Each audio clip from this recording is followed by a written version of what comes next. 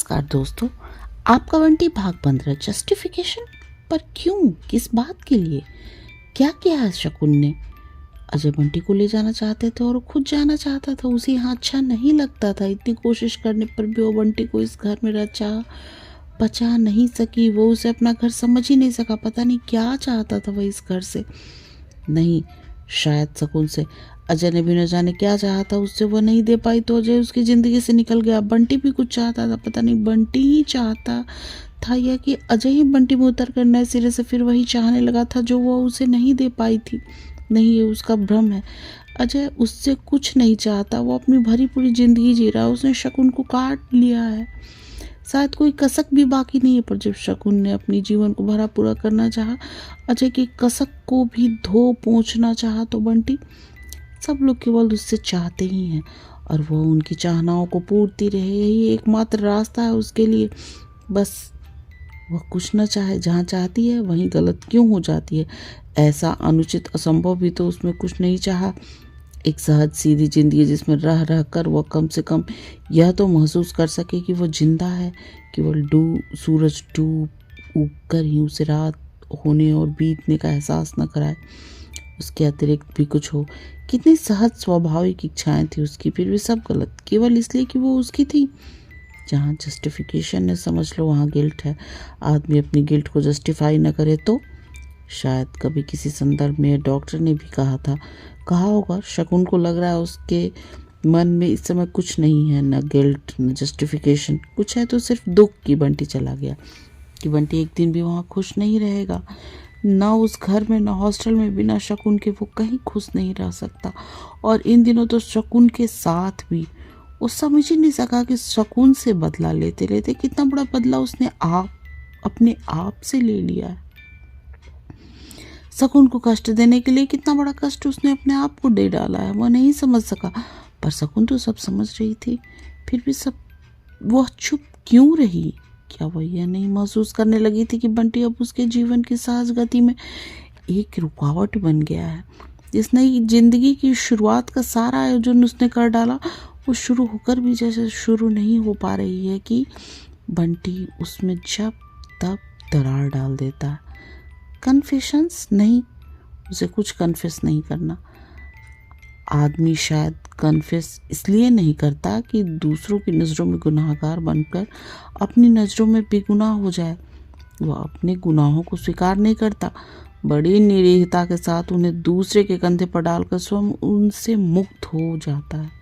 पर शकुन को ऐसा कुछ नहीं करना, वो कर ही नहीं सकती। बंटी उसके जीवन का अभिन्न अंश है, उसका अपना अंश। उसके जाने का दुख भी उसका अपना है और उसे भेज कर यदि उसने कुछ गलत किया तो वह गलती भी उसकी ही अपनी है।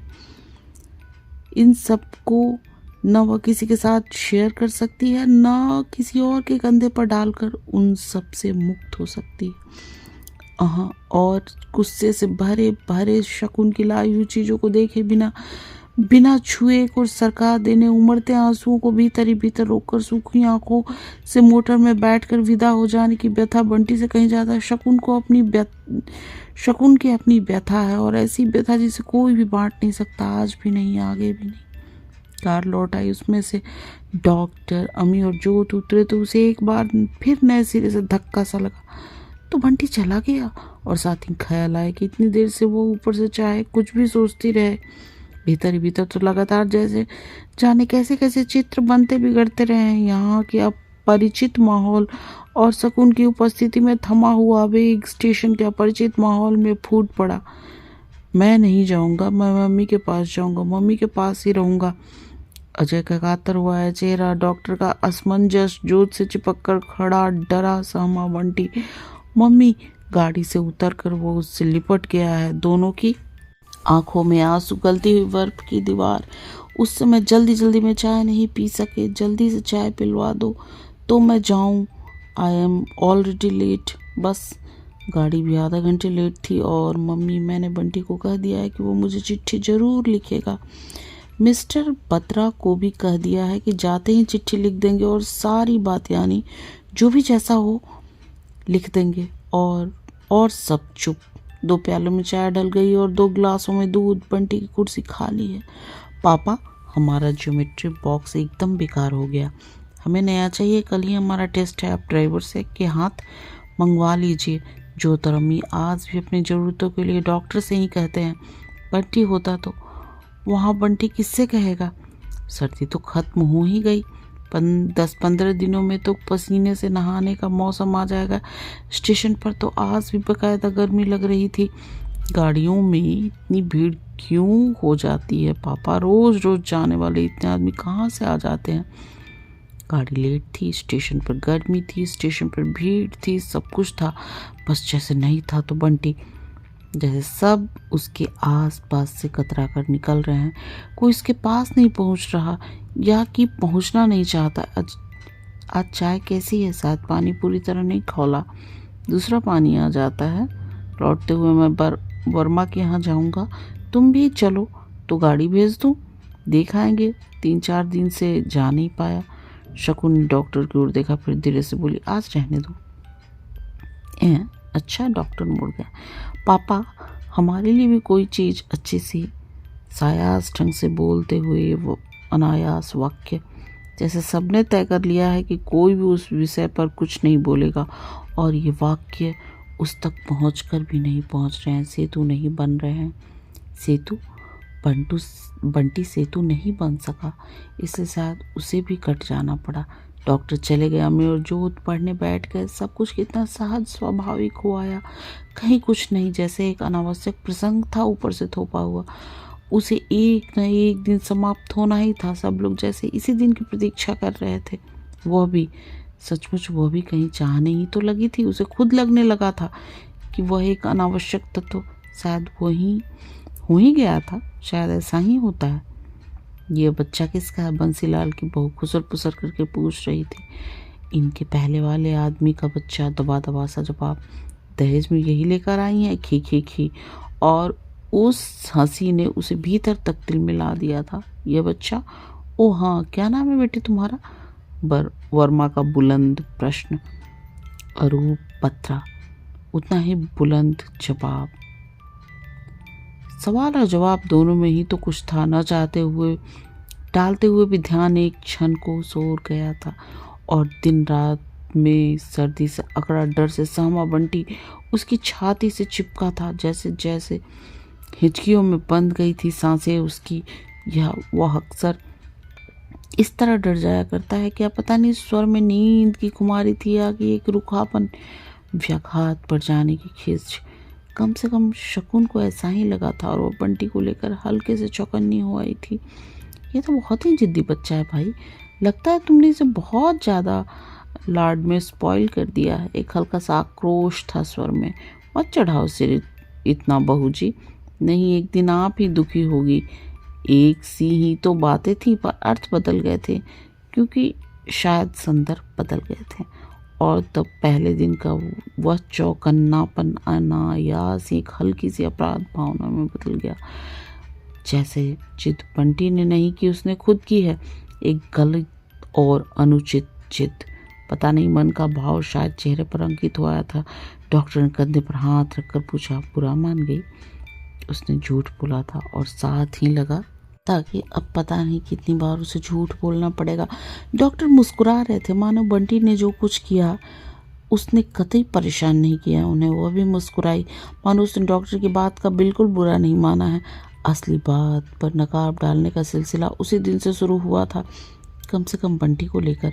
और फिर एक नकली सा व्यवहार, या कि असली व्यवहार में भी नकलीपन का एहसास, या तो इस विषय पर बात होती ही नहीं, या होती तो बहुत ही संभाल कर। पर बंटी था कि हर दिन एक नया हंगामा, कुछ भी होता, और मन ही मन शकुन अपने को सफाई देने के लिए तैयार रहती थी। पर डॉक्टर साहब देख जान कर भी चुप रह जाते, तो उनकी चुप्पी बंटी की जिद, बंटी के हंगामे से भी ज़्यादा बड़ा बोझ बनकर शकुन के मन पर छा जाती। अपनी हर समस्या, अपने हर बोझ को बड़े निर्द्वंद भाव से डॉक्टर के कंधों पर डालकर निश्चिंत हो जाने वाली शकुन के मन में एक कोना उभर आया था, जिसकी बात वही घुमड़ती रहती थी। और शकुन थोड़ी सी भयभीत रहती थी कि कहीं यहाँ भी बात बाहर ना आ जाए। साथ ही आशंकित भी कि कहीं यह कोना अपनी सीमा तोड़कर फैलना न शुरू कर दे और फिर फैलता ही चला जाए, फैलता ही चला जाए। वो जानती है कि कोने जब होते हैं तो कितने पैने होते हैं, कैसे इनसे सब कुछ कटता चलता है। विश्वास, सद्भावना, अपनत्व, सारी की सारी जिंदगी बट जाती है खंडों में, टुकड़ों में। इसके बाद एक पूरी जिंदगी जीना नहीं, वह अब और उन सब से गुजरना ही नहीं चाहती। बड़ी से बड़ी कीमत भी चुकानी होगी तो चुका देगी। कीमत चुका दी और लग रहा है वह जैसे एकदम खाली और खोखली हो गई है। मम्मी, हमें ग्रामर समझा दो। लेटे लेटे ही शकुन के पास खड़ी जोत को देखा। स्वर में कैसा आग्रह है, याचना जैसा। हमेशा क्या वह इसी तरह कुछ कहती मांगती है? कभी ध्यान ही नहीं गया। अब शायद नए सिरे से हमें जोत से परिचित होना पड़ेगा। अभी तक तो ये लोग भी बंटी के साथ इस तरह जुड़े हुए थे, कभी अलगाव महसूस ही नहीं हुआ। बंटी के साथ साथ इन दोनों का काम भी होता ही चलता था। अब देखो तो जोत, अमी क्या कर रहा है, उसे भी यहीं बुला लो, दोनों यहीं पढ़ो। अमी। जोत दौड़ती हुई चली गई। बंटी को इसमें कभी इस कमरे में बैठा कर नहीं पढ़ाया, वो कभी आता भी नहीं था। जाने कैसा एक सहमापन उसके मन में घर कर गया था। आज उस कमरे में जाते हुए वो साम रही है, वह मेज, वह कोना। मम्मी, मैंने 4 सम्स कर लिए, 5वां कर रहा हूँ, कुल 10 करने हैं, बस होमवर्क खत्म, होमवर्क फिनिश। फिर दोनों अपना अपना काम करने बैठ गए तो ख्याल आया बिना बंटी के वो इन लोगों को उसी तरह प्यार कर सकेगी जैसे बंटी को करती थी। इन्हें उतना ही अपना समझ सकेगी? शायद नहीं। मीरा भी बंटी के लिए ऐसा ही सोचेगी। वो भी उससे कभी जुड़ा हुआ महसूस नहीं करेगी, उसे कभी अपने बच्चों की तरह प्यार नहीं करेगी। एकाएक शकुन ने कॉपी पर झुके हुए अम्मी को खींचकर अपनी गोद में भर लिया। उसके दोनों गालों पर प्यार किया। अम्मी सकबका गया और फिर अलग हो गया। जोत अजीब सी नजरों से देखने लगी। ऐसा करने पर बंटी कभी अपने गले में बाहें डाल दिया करता था। अक्सर वह उसकी गोद में लेटकर ही पाठ याद किया करता था, जोर जोर से बोलकर। और जब तक बंटी पढ़ता था शकुन कुछ नहीं कर सकती थी। समय के साथ सब कुछ कैसे बह जाता है। अजय का पत्र बीच में पड़ा था। शकुन और डॉक्टर आमने सामने बैठे थे। दोनों के बीच एक मौन घिराया था, एक तनावपूर्ण मौन। कम से कम शकुन को ऐसा ही लगा था। अजय ने बहुत संयत ढंग से लिखा था। लिखा ही नहीं, एक तरह से आग्रह किया था कि अब बंटी को अपने पास ही रखना चाहता है। फिर भी इस विषय में उन दोनों की राय के बिना वह कुछ नहीं करेगा। डॉक्टर ने पत्र पढ़ लिया था और चुप हो आए थे और शकुन के मन में हजार हजार बातें एक साथ आ जा रही थी। वो बंटी को भेज दे और अपने घर को इस तनाव से मुक्त हो जाए। बंटी को क्यों भेजा जाए? किस अधिकार से उसे अपने साथ रखना चाहते हैं? उसने शादी कर ली है इसलिए उसका बंटी पद से अधिकार समाप्त हो जाता है? तो अजय ने भी तो शादी कर ली है। डॉक्टर जान ले कि इस घर के लिए बंटी आवश्यक हो, अनावश्यक हो, फालतू हो, पर कोई है, एक ऐसा भी घर है जहाँ बंटी की आवश्यकता है, बंटी की प्रतीक्षा है। यहाँ बंटी एक जिद्दी अब नॉर्मल बच्चा हो सकता है, पर वहाँ की अजय का शकुन से चाहे कोई संबंध न रहा हो, पर बंटी से उसका संबंध है, आत्मीयता का, अपनत्व का, रक्त का। अब बंटी को लेकर वह इतना अपराधी महसूस नहीं करेगी। डॉक्टर चाहे तब भी वह नहीं भेजेगी। शकुन के साथ उन्हें बंटी को भी स्वीकार करना ही होगा। बंटी उसके साथ था और हमेशा रहेगा। बातें हैं कि एक के बाद एक फिसलती चली जा रही हैं। तुमने कुछ कहा नहीं पत्र पढ़कर? और शकुन ने बहुत ही भेदती सी नजरों से डॉक्टर को देखा, मानो उसे केवल शब्दों पर ही विश्वास नहीं करना है, उन्हें ही अंतिम नहीं मानना है, उसके भीतर छिपे अर्थों को भी देखना है। वो भीतर भीतर बड़ी कहीं चौकन्नी हुआ। इस मंजर से दुविधा में लिपटे डॉक्टर चुप, और वो चुप ही हजार हजार अर्थ प्रकट करने लगी। बताओ ना, क्या जवाब दूँ अजय को? शकुन को जैसे जवाब चाहिए ही नहीं, वो भी डॉक्टर से ही। मैं मिस्टर बत्रा को बिल्कुल नहीं जानता, उन्होंने यह क्यों लिखा है यह भी नहीं समझ सका। क्या जवाब हो सकता है इसका, मैं क्या बताऊं? वही तटस्थता, वही उपेक्षा, बोलकर भी चुप रहना, क्या इसी को नहीं कहते? शकुन क्या जानते नहीं डॉक्टर इसी तरह चुप रहेंगे, पर क्यों क्यों? अभी चाची अम्मा लिखे कि अम्मी को शुरू से मैंने पाला है, उसे मेरे पास भेज दो, तो तुम जवाब नहीं दोगे, कुछ नहीं बताओगे?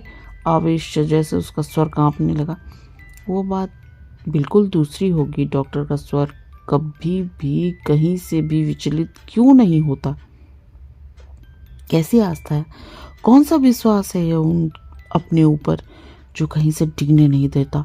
डॉक्टर के सधाओं के सामने शकुन जैसे और भी ज़्यादा बिखरा बिखरा महसूस कर रही है। बात दूसरी नहीं है, बस यह कहो कि बच्चा दूसरा है। अमी तुम्हारा बच्चा है और तुम इसके बारे में निर्णय ले सकते हो। बंटी तुम्हारा। शकुन। और डॉक्टर की दोनों हथेलियां शकुन के कंधे पर आ टिकी। बात बीच में ही टूट गई। शकुन एकदम डॉक्टर का चेहरा देखती रही। क्या था डॉक्टर के स्वर में, डॉक्टर के चेहरे में कि मन का आवेग जैसे अपने आप ही धीरे धीरे उतरने लगा। पागल हो गई हो, लगता है इस पत्र से ने परेशान कर दिया है। पर इस तरह परेशान होने से कोई चीज़ हल नहीं होती। शकुन को लगा जैसे उसके कंधे डॉक्टर की हथेलियों पर टिक गए हैं। तुम लोग अपने को, अपने ईगो को ऊपर न रखकर बंटी को ऊपर रखो। उसकी दृष्टि से सारी बात सोचो तो ज़्यादा सही होगा। वही सदा होगा स्वर, सुलझी हुई दृष्टि, संशय और संदेह के उभरे हुए सारे कांटे जैसे उलटकर उसी ही बेधने लगे। उसका अपना कुंठित मन बातों को, व्यक्तियों को कभी सही रूप में नहीं ले सकेगा। तुमसे कुछ नहीं होगा। मैं ही बंटी को अपने साथ लंबी ड्राइव पर ले जाऊंगा। बहुत प्यार से, विश्वास से में लेकर उससे पूछूंगा, उसकी मनस्थिति जानने की कोशिश करूंगा। क्यों वो यहाँ एडजस्ट नहीं कर पा रहा है? क्या बताऊं शकुन, मुझे समय नहीं मिलता। ये सब डॉक्टर कह रहे हैं। एक बार भी नहीं यह नहीं कहा कि तुम्हें मुझ पर विश्वास हो तो मैं बंटी को ले जाऊं। एक बार भी क्या इनको यह ख्याल नहीं आता कि बंटी को लेकर वह डॉक्टर की ओर से उतनी आश्वस्त नहीं हो पाती, कोशिश करके भी नहीं हो पाती कि वह इस प्रसंग को लेकर अपने और डॉक्टर के बीच में एक हल्की नामालूम सी दरार महसूस करने लगी है और हमेशा आशंकित रहती कि वो दरार धीरे धीरे कहीं खाई न बन जाए। फिर एक और खाई। मैं तुम्हें भी नहीं ले जाऊंगा, समझी? जवाब उसके बाद हो जाएगा। ओके। और एक बार जोर से उसके कंधे थपथपाकर उन्होंने हाथ हटा लिए। उनके इस अतिरिक्त विश्वास के सामने शकुन का विश्वासी मन जैसे हार गया। वो अपने ही नज़रों में बहुत अपराधी हो उठी। अपराधी और छोटी क्यों चीज़ों को गलत रूप में लेती है, क्यों नहीं सही ढंग से देख पाती? पर शायद चीज़ें ही गलत थीं और इसलिए देखने का हर सही ढंग भी घूम फिर कर आखिर में गलत ही हो जाया करता था। शकुन जानती है अजय घर नहीं आएगा, पर डॉक्टर के घर आने के लिए आग्रह करके स्टेशन पर जाना उसे अच्छा लगा। लेकिन जब अजय ने 4 बजे आने को कहा तो डॉक्टर ने बताया कि वह उस समय तक मीटिंग में रहेगा। शायद वो चाहते हो कि यह बात शकुन और अजय में ही तय हो कि डॉक्टर एक बाहरी आदमी की तरह क्यों रहे। डॉक्टर के उस समय अनुपस्थित रहने की बात उसे कहीं अच्छी भी लगी थी और बुरी भी। उसे खुद नहीं मालूम कि उसे कैसा लगा था। पता नहीं उसे क्या हो गया है, एक ही बात एक ही समय में उसे अच्छी भी लगती है और बुरी भी। शायद कुछ और भी लगता है। हर बात कितने कितने स्तरों पर चलती है उसके मन में, वह कुछ नहीं समझ पाती। एक बात उसके लिए जैसे एक पहेली बन जाती है या फिर वह खुद अपने लिए एक पहेली बन जाती है। डॉक्टर कैसे एक ही स्तर पर जी लेते हैं एक सुलझी हुई सहज जिंदगी। उसे डॉक्टर से ईर्ष्या भी होती है, डॉक्टर पर गुस्सा भी आता है।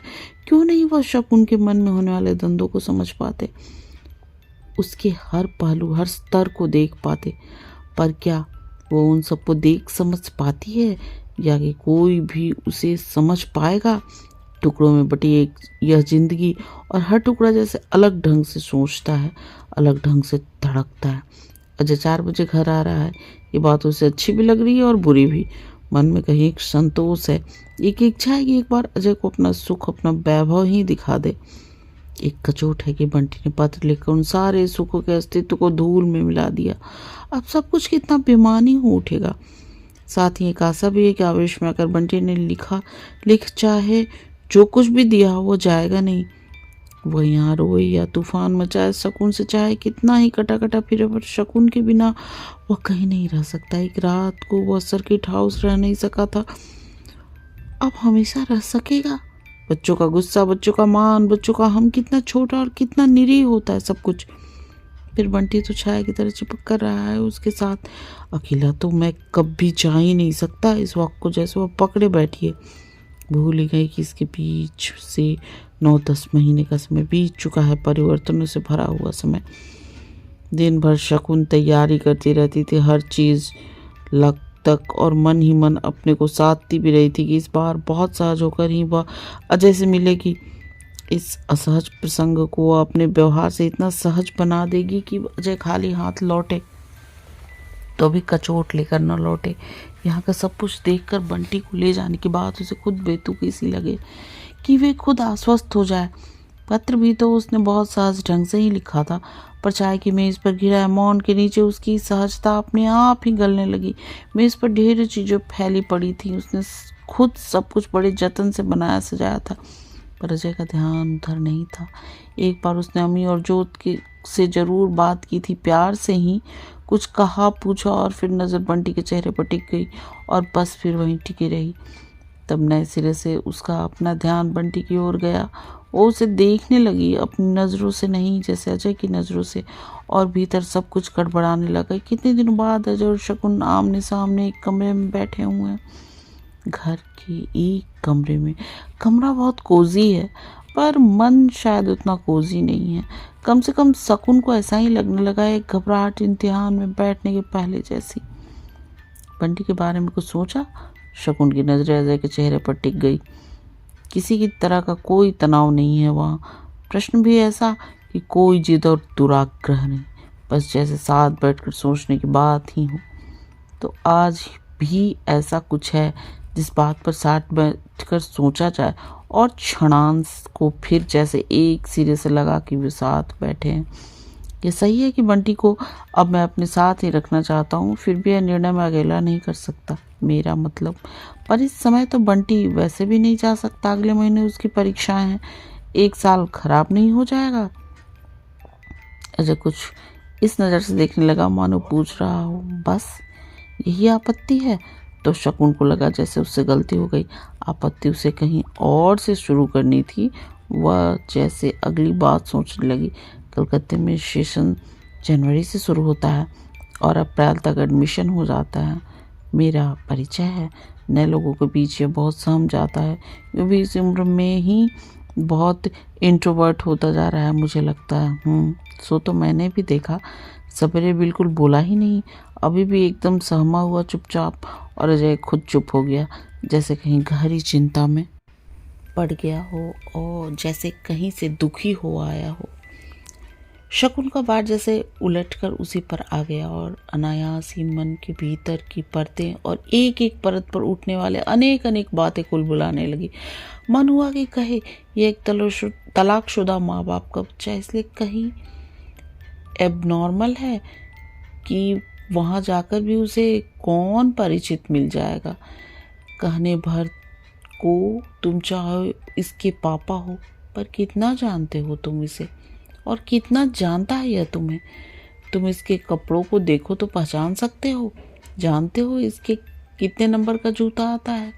अगर बंटी राजी हो जाए और मैं इसे अभी अपने साथ ले जाऊं तो तुम्हें कोई ऐतराज होगा?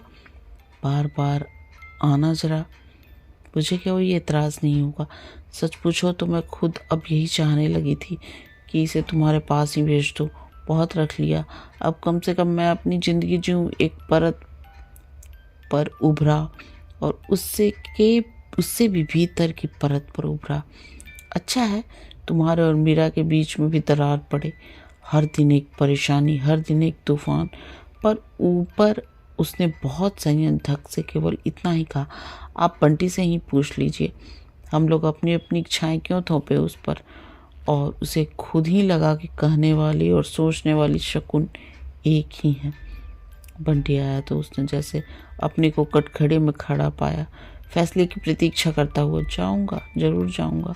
और कमरे का सारा सामान झूलते हुए, पर्दे झिलमिलाता, झाड़ फानूस सब एकाएक धूमिल हो उठे। चारों ओर बिखरा वैभव एक बिंदु में सिमट आया। मन में कुछ बुरी तरह सुलगने लगा। मन हुआ कि हाथ पकड़कर बंटी को भीतर ले जाए और कहे कि बैठकर पढ़ो, या एकदम निकाल दे कि जाओ, अभी जाओ। पर नहीं, वो कुछ नहीं कर सकती। यहाँ आने के बाद से ही वह बंटी पर धीरे धीरे अधिकार खोती रही है। आज भी चाहकर भी वह कुछ नहीं कर सकती, या कि वह कुछ भी नहीं कहे। और क्यों कहे? अजय अकेले बंटी को लेकर घूमने निकला तो ख्याल आया उस दिन डॉक्टर अकेले बंटी को लेकर लंबी ड्राइव पर जाने वाले थे, उसे समझने और समझाने के लिए, प्यार से उसके मन में एक नया विश्वास जगाने, एक अपनापन। उस दिन वह नहीं हो सका, इसलिए आज यह हो रहा है।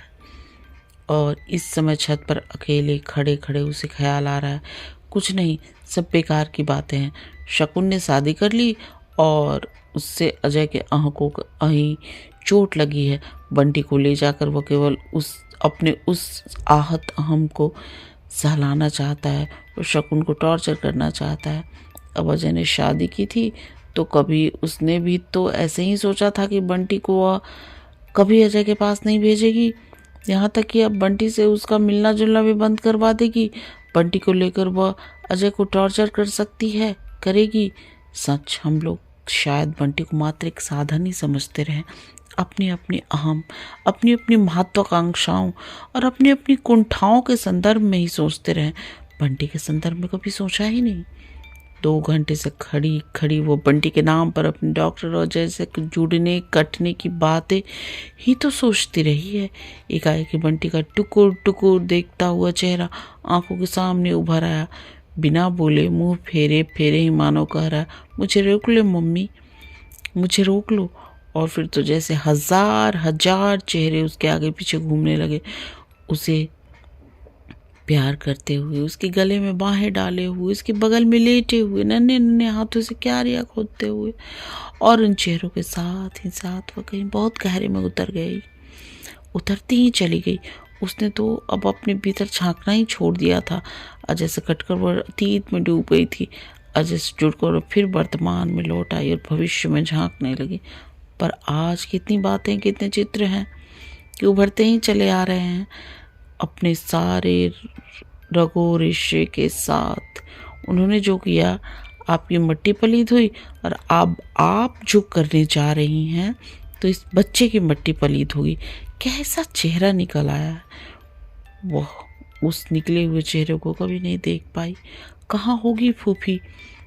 ये पौधे तो सूख रहे हैं माली। नहीं बहू जी, सूख नहीं रहे हैं, अब तो जड़ें पकड़ ली हैं। कहाँ? ये पत्तियां तो सूख रही हैं। माली की हंसी। तो ये सूखेंगी ही, उस जमीन की खाद पानी की पत्तियां हैं, ये तो सूख कर झड़ जाएंगी, फिर नई पत्तियां फूटेंगी। जड़ पकड़ने के बाद कोई डर नहीं। और उसने खुद पर मरी मुरझाई पत्तियों को झाड़ दिया था। बागवानी की बात नहीं समझती, बंटी भैया से पूछ लीजिए, सब बता देंगे। बड़ी कम उम्र में सब सीख लिया हमारे भैया ने। एक ही बात इतने इतने अर्थ भी लपेटे रह सकती है अपने में। शकुन, तुम्हारा बेटा तो कलाकार बनेगा। खर झन, शीशियाँ टूटी पड़ी हैं, सारे रंग फैले पड़े हैं। वो रंग की शीशियाँ और ब्रश भी लेकर आई थी। वहाँ और कुछ नहीं तो कम से कम अपनी पेंटिंग ही किया करेगा, पर अपने सब रंग यहीं छोड़ गया। क्यों नहीं उसने बंटी को रोक लिया? एकाएक शकुन फूट फूट कर रो पड़ी। यह आवेग 1 या 2 दिन का नहीं था, कई दिनों का आवेग था, जिसे वो साधे साधे घूमती थी, कभी भय से तो कभी अपराध से। अब उसे किसी के सामने डरना नहीं, किसी के सामने अपराधी चेहरा लिए नहीं घूमना है। पर मन है कि इस बात से हल्का और अस्वस्थ नहीं हो रहा है, सिर्फ रो रहा है, बिसुर बिसुर कर अपने को कोस रहा है। मत रो मम्मी, रो मत। 2 छोटी छोटी बाहें लिपट आती हैं, टुकड़ों में बटी शकुन जैसे अपने को समेटने की कोशिश कर रही है, और शकुन है कि और टूटती चली जा रही है, बिखरती चली जा रही है। बाहें जैसे उसे अपने में समेट नहीं पा रही हैं। शकुन, डॉक्टर का स्वर छत के सन्नाटे में यहाँ से वहाँ तक फैलाया। तुम यहाँ हो और नीचे किसी को पता तक नहीं। अरे ये क्या, तुम रो रही हो शकुन? और 2 सबल बाहें उसके चारों ओर गिराई, और धीरे धीरे पूरी की पूरी शकुन अपने आप में बंधती चली गई, सिमटती चली गई। बस 2 नन्ही नन्ही बाहें उन सबल बाहों के नीचे अनदेखे अनजाने ही शायद मसल गई। भाग 15 समाप्त। धन्यवाद।